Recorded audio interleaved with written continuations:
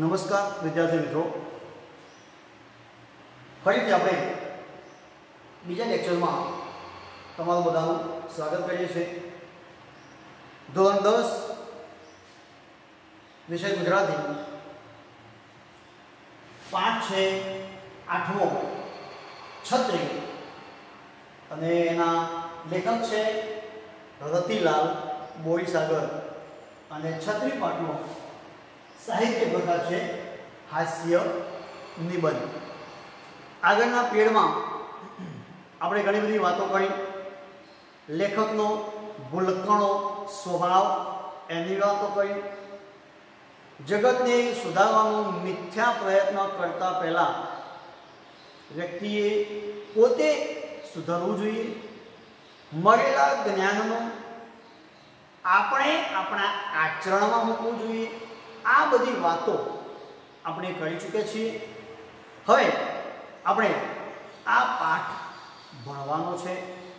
पहला तो विडियो चालू थाय के तरत ज आपणी सामे आपणुं गुजरातीनुं पुस्तक होवुं जोईए, एमांथी ज आपणे भणवानुं छे। तमारे एमां खास ध्यान राखवानुं छे। तो આપણે આ પાઠની શરૂઆત કરીએ છીએ। તમે તમારી ચોપડી ખોલજો, સામે રાખજો, જેથી કરીને આપણને સમજણ પડે।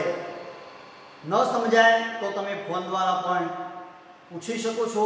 કોઈ પણ પ્રશ્ન હોય તો આપણે નંબર આપેલો છે એ પ્રમાણે મિત્રો ફોન દ્વારા કોન્ટેક્ટ કરી શકો છો। તો જોઈએ પાઠ 8 છત્રી हास्य निबंध है। लेखक है ना रतिलाल बोरीसागर अने आ जे प्रकरण आपणुं जेमांथी लेवामां आव्युं छे ते ओम हास्यम। ओम हास्यम जे संदर्भ पुस्तक है एमांथी लेवामां आव्युं छे। तो जोईए शरूआत है। पहलो जे फकरो आपेलो छे लेखके एमां तमारे चोपड़ीमां ध्यान राखो कि मौसम, मौसम एटले ऋतु। मौसमनो पहलो वरसाद पड्यो, मौसमनो पहलो वरसाद पड्यो एटले लेखक शहेरनी जाणीती स्टोर, स्टोर एटले दुकान, जाणीती दुकानमां, जाणीता स्टोरमां तेओ एक नानी छत्री लेवा माटे जाय छे। एक छत्री लेवा माटे जाय छे અને એમાં એક નાની નાજુક છત્રી બતાવવાનું કહ્યું કે ભાઈ જઈને દુકાનદારને કહ્યું કે ભાઈ મને એક નાની નાજુક સુંદર છત્રી બતાવો। અને કોઈ પણ વસ્તુ આપણે લેવા જઈએ દુકાનમાં ત્યારે જે વસ્તુ જોઈતી હોય એના જેવી અનેક રંગની એટલે કે જુદા જુદા રંગની નાની મોટી મધ્યમ ઘણી બધી વસ્તુઓનો ઢગલો अपनी सामे करी देता होय छे। एम अहींया लेखके पण एक छत्री मागी अने नानी मोटी जुदी जुदी साइजनी दुकानदारे घणी बधी छत्रीओ बतावी, घणी बधी छत्रीओ बतावी अने एमां एक केवी छत्री पसंद करी, श्यामल, श्यामा, श्यामल, श्यामा એટલે કે કાળી સુંદર, સુંદર લેખકે સુંદર કહી છે। કાળી છત્રી ખરીદી એને પસંદ આવી અને એ મને કહે છે ગમી અને એ છત્રી મેં ખરીદી લીધી। અહીંયા આપણે અગાઉ કહ્યું એમ કે આ દુકાનદાર લેખકને ધારી ધારીને જોઈ રહ્યા છે અને કદાચ તેઓ કશુંક याद करवानो प्रयत्न करे छे।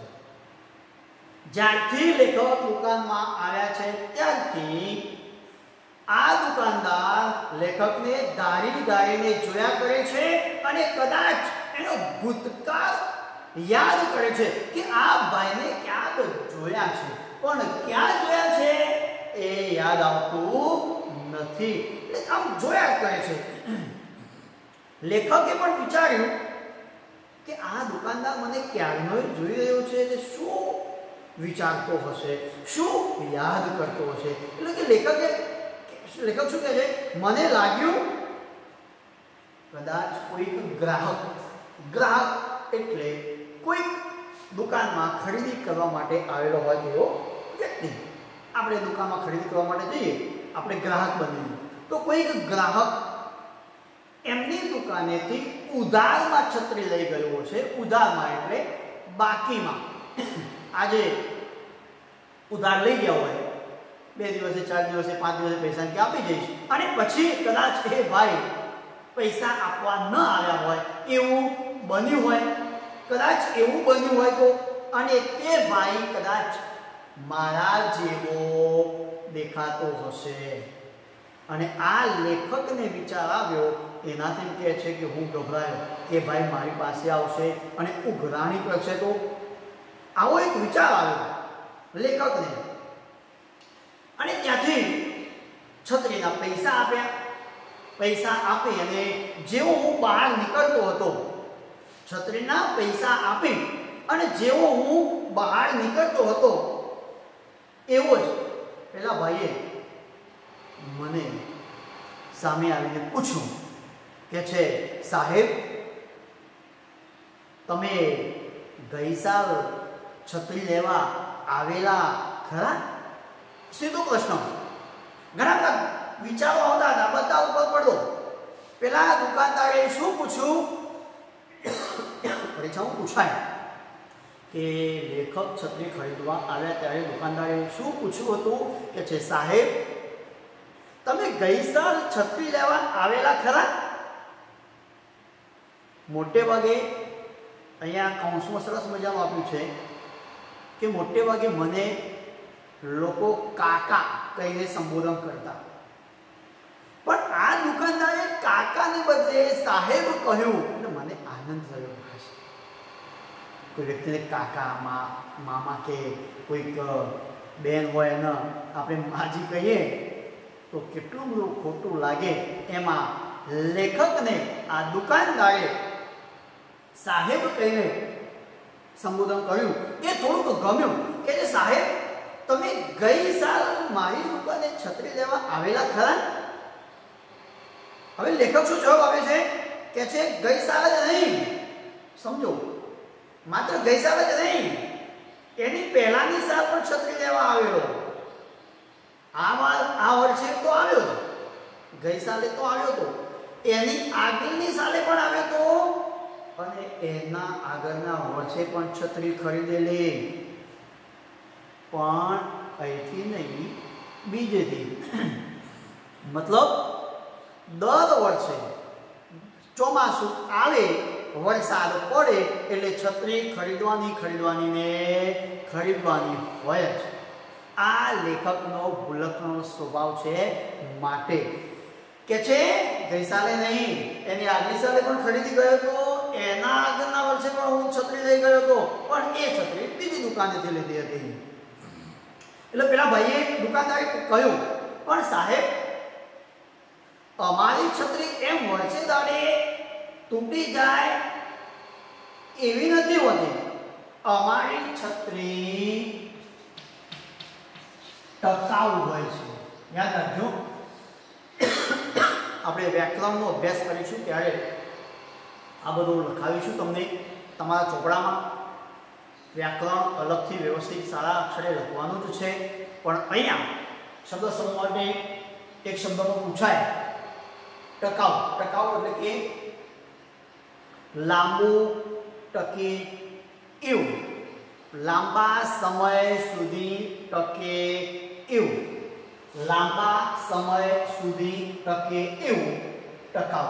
કે છે સાહેબ અમારી છત્રી એમ વર્ષે દાડે તૂટી ન જાય, અમારી છત્રી તો બહુ ટકાઉ હોય છે, બહુ લાંબા સમય સુધી ટકે એવી હોય છે.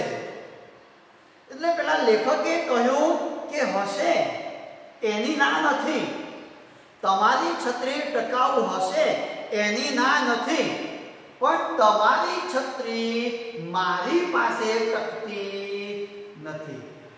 મતલબ તમારી છત્રી મારી પાસે ટકતી નથી એટલે મારી પાસે તો ખોવાઈ જ જાય છે. હવે અહીંયા લેખકે કહ્યું કે ભાઈ કદી ખોવાય જ નહીં, કદી ખોવાય જ નહીં એવી છત્રી તમે રાખો છો? એવી છત્રી હોય તો મને આપો કે કદી ખોવાય જ નહીં. આવું તો બને જ નહીં. એના માટે શું કરવું પડે? જાતે પ્રયત્ન કરવો પડે. દુકાનદારે શું કહ્યું? સાહેબ એવી છત્રી તો અમે નથી રાખતા. અને કદાચ સમજો મિત્રો કે લેખકે જ્યારે કહ્યું કે કદી ખોવાય જ નહીં એવી છત્રી તમે રાખો છો, ત્યારે દુકાનદારે કહેલું કે ભાઈ એવી છત્રી તો અમે તો શું આ શહેરમાં કોઈ પણ નહીં રાખતું હોય. છત્રી ખોવાય જ નહીં, છત્રી તમારી પાસે ટકે, તમારી પાસેથી છત્રી ખોવાય જ નહીં એવા ઉપાયો તો તમારે જાતે જ કરવા પડશે. બીજા કોઈના દ્વારા છત્રી ખોવાવાનો પ્રશ્ન જ નહીં. તમારે શું કરવું પડશે? આ છત્રી તમારી પાસે ટકે એવો ઉપાય તો તમારે જાતે કરવો પડશે. એવી છત્રી તમને ક્યાંય મળશે નહીં. તો અહીંયા દુકાનદારે સલાહ પહેલી આપી દીધી કે સાહેબ છત્રી ખોવાય જ નહીં એવો ઉપાય તો તમારે જાતે જ શોધવો પડશે. એવી છત્રી તમને ક્યાંયથી મળશે નહીં કે જે ના ખોવાય. તમે પ્રયત્ન કરશો, તમે ઉપાય શોધી લો કે શું કરવું. અને એમ દુકાનદાર છત્રીના પૈસા લઈ લે છે. લેખક છત્રી લઈને કદાચ ત્યાંથી ચાલ્યા ગયા હશે. અને હવે જે ફકરો આવે છે, મેં તમને આગળના પીરિયડમાં જે વાત કરેલી એ ફકરો અહીંયા આપણને આપ્યો છે કે પોતાના કોળને કાંટો ન વાગે એ માટે આખા જગતને, આખા રાજ્યને, ધરતી, આખા રાજ્યની જે ધરતી છે એ ધરતી ચામડાની મઢી દેવાનો હુકમ આ રાજાએ કરી દીધો. પોતાના કુંવરને કાંટો વાગ્યો. હવે એ ફરીથી કાંટો ન વાગે એટલા માટે આ રાજ્યના રાજાએ હુકમ કર્યો કે આ રાજ્યની ધરતીને ચામડાથી મઢી દો. મઢી દો એટલે એને ચામડું પાથરી દેવું.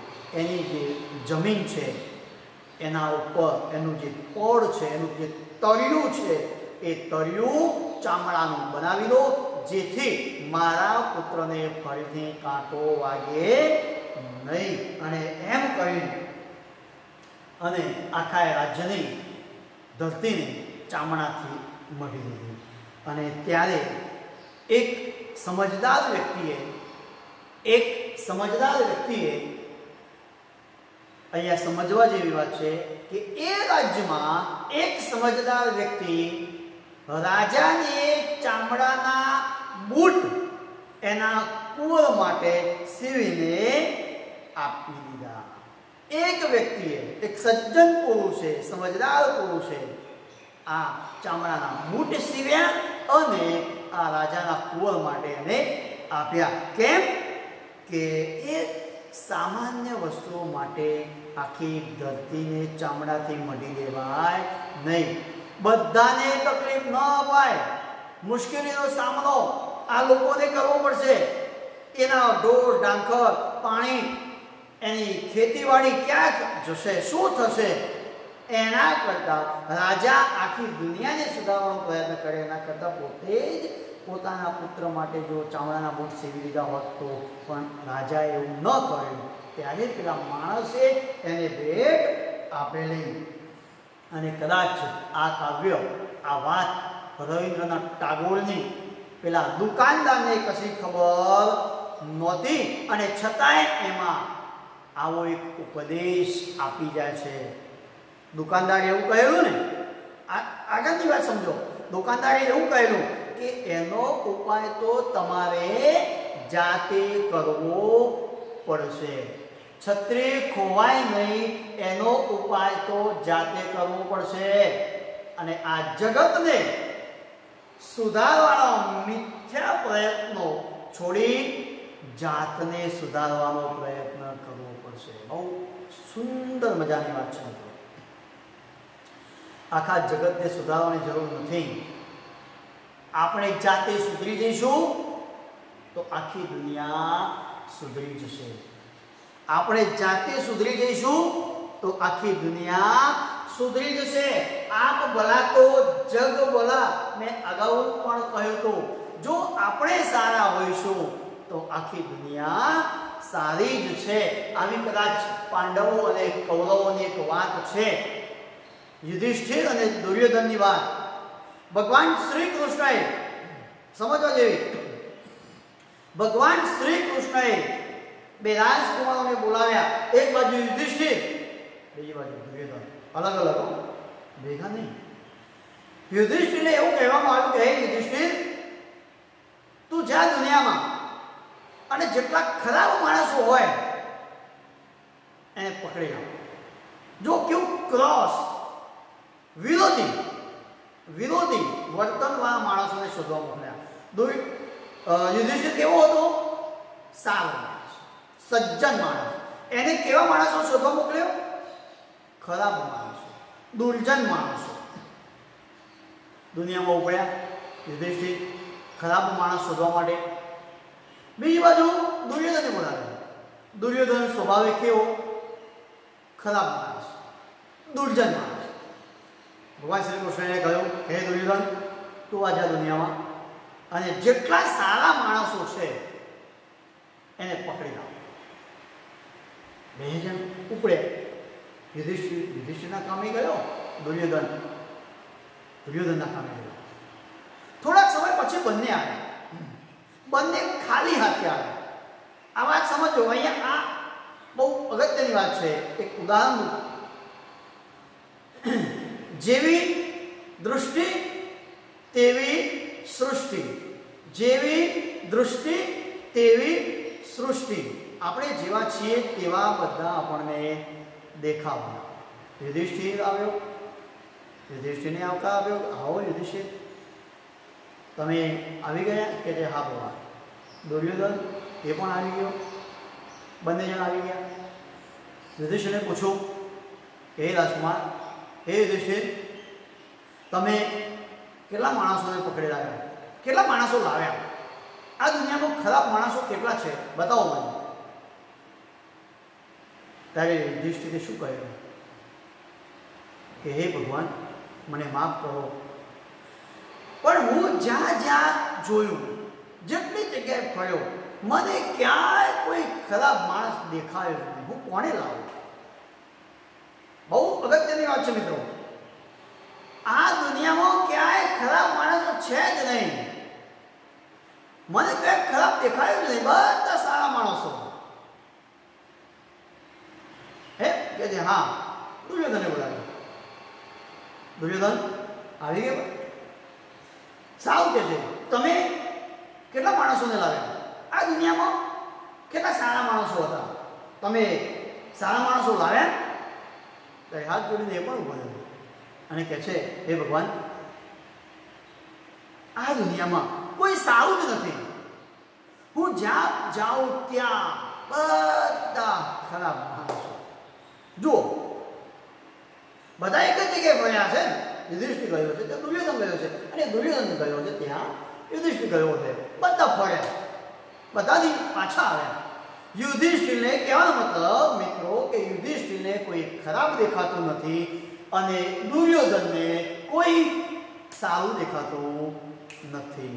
સમજો, અહીંયા વસ્તુ એ છે, જગતને સુધારવા નીકળ્યા પહેલા પોતે જેવા છે એવા બીજા માણસો દેખાશે.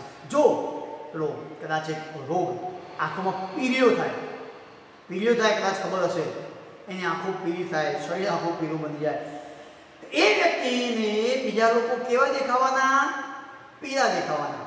પોતે પીળ્યો, એને પીળો ગયો છે તો એને બીજા લોકો પીળા દેખાવાના. એટલે પોતાની દૃષ્ટિમાં જે ખરાબ છે, પોતે ખરાબ છે, એને બધા ખરાબ દેખાવાના છે. એટલા માટે યુધિષ્ઠિરને કોઈ ખરાબ ના દેખાયું અને દુર્યોધનને કોઈ સારું ન દેખાયું. એમ અહીંયા પણ આ જગતને સુધારવાનો મિથ્યા પ્રયત્ન કરવો એના કરતાં પોતાની જાતને સુધારવી એવો ઉપદેશ રવિન્દ્રનાથ ટાગોર આપણને આપે છે. અને આ છત્રીનો માલિક પણ, આ દુકાનનો માલિક પણ કદાચ આ ટાગોરની વાત એને નહીં સાંભળી હોય, એના કાવ્યો નહીં સાંભળ્યા હોય, એની વાર્તાઓ પણ નહીં સાંભળી હોય, છતાંય કંઈક આવો સંદેશ આપી રહ્યો છે.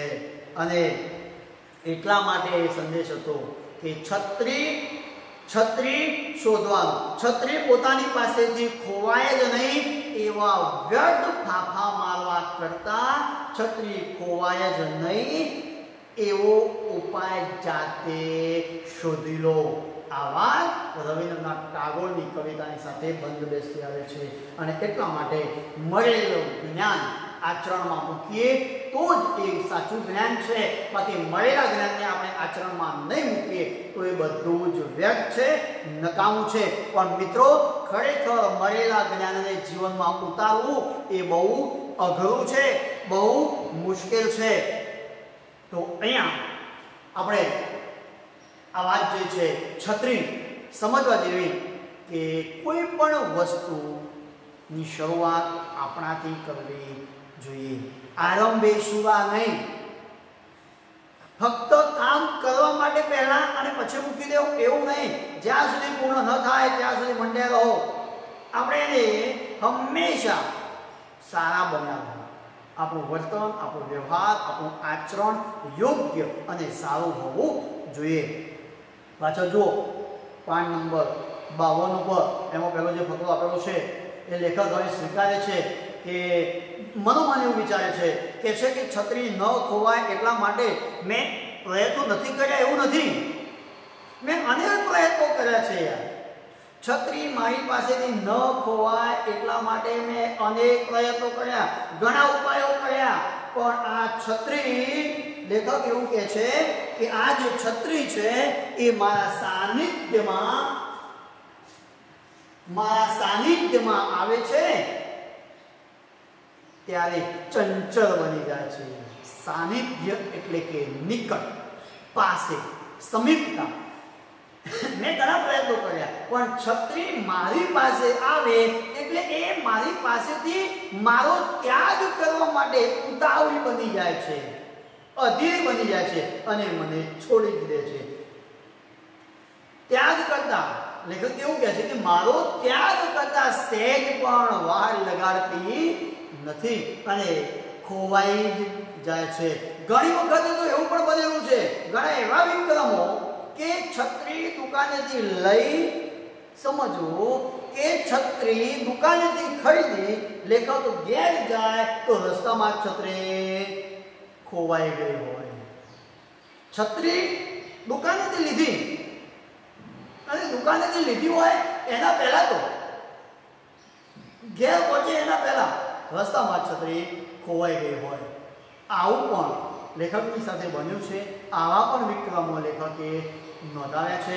તો મિત્રો, આપણે અત્યાર સુધી જે વાત કરી એમાં લેખકનો ભૂલકણો સ્વભાવ, એમાં છત્રી ખોવાઈ અને દુકાને લેવા ગયા, એક શામળ છત્રી ગમી, ખરીદી. દુકાનદાર એવું કહે કે મારી છત્રીઓ એમ એકાદ વર્ષમાં તૂટી જાય એવી હોતી નથી, મારી છત્રીઓ ટકાઉ હોય છે. લેખક પણ એવું કહે છે કે તમારી છત્રી ટકાઉ હશે પણ મારી પાસે છત્રી ટકતી નથી. અને જે વાત કરી છે કે પેલા દુકાનદારને કે ભાઈ તમે કદી ન ખોવાય એવી છત્રી રાખો છો, અને ત્યારે આ દુકાનદારે એણે કહ્યું કે એવી છત્રી તો અમે રાખતા નથી અને બીજું પણ કોઈ નહીં જ રાખતું હોય એટલે છત્રી ન ખોવાય એનો ઉપાય તો જાતે જ કરવો પડશે.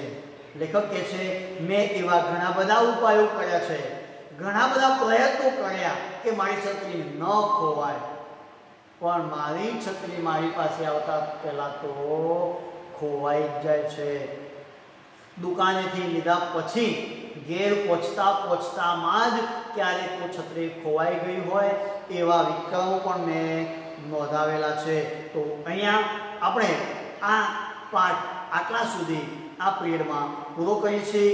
આવતા પીરિયડમાં બીજા લેક્ચરમાં લેખકને છત્રી ન ખોવાય એટલા માટે જે લોકો દ્વારા, અન્ય લોકો દ્વારા જે શિખામણ મળે છે, જે સલાહ મળે છે, એના વિશે આપણે વાત કરીશું. Okay, thank you.